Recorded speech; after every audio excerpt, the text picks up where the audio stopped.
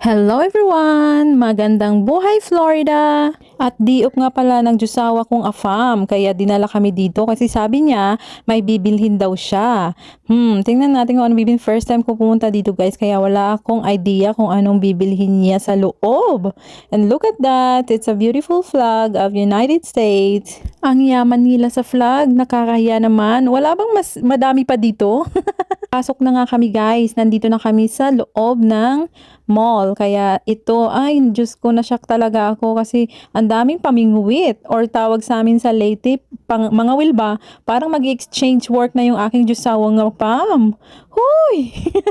And look at this, dito kami ni Mali, nag-stay sa may malaking aquarium and nakita ko yung artificial na animals. Hindi ko alam kung anong animals yan. Natakot dyan si Mali and sabi ko kay Mali, look at the fish. And sabi ni Mali, wow, it's a big fish. And dito ako guys na parang gusto ko na magdala ng kawali, magpirito. Ang lalaki nila at ang tataba.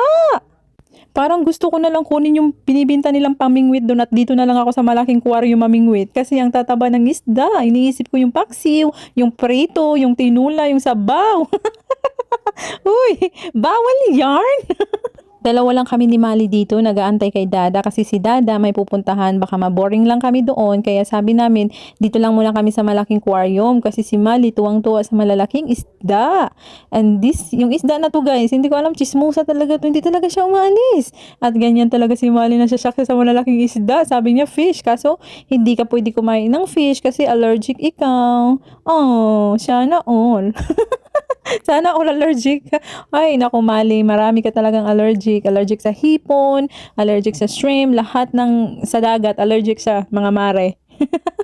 At may bata pa nga ditong lumapit. Sinabihan niya si Mali, look at that, it's a big fish. Hay, naku, ako naman, tahimik lang kasi English speaker sila. Baka mag-nosebleed tayo mga mare. Natatakot na talaga ako sa isdang to. Ayaw niya talagang umalis. Kung makatitig siya, kala mo naman, ngayon lang nakakita ng maganda.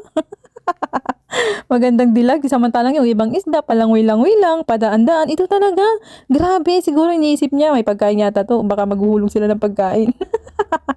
Diyos ko, wala kaming dalang pagkain. Yung Yakult ni Manny, guys, naiwan pa namin dyan. Nakalimutan ko dalhin sa labas at itapon sa basurahan. Diyos ko naman. At lahat ng isda dito sa malaking aquarium ay nakakain. Yes po, nakakain silang lahat. Parang gusto ko nang tumalon at manguha ng isa, pang perito, pang paksiw man laang. At ito dalawa na sila guys, nagdala pa talaga siya ng isa. Mga chismusang isdang to. Naiinip na nga si Mali dito kasi hinahanap niya na si daddy niya. At sabi ko mamaya na tayo pupunta doon kasi napakaluwag yung lugar na to guys. Hindi namin alam kung saan si Patrick this time.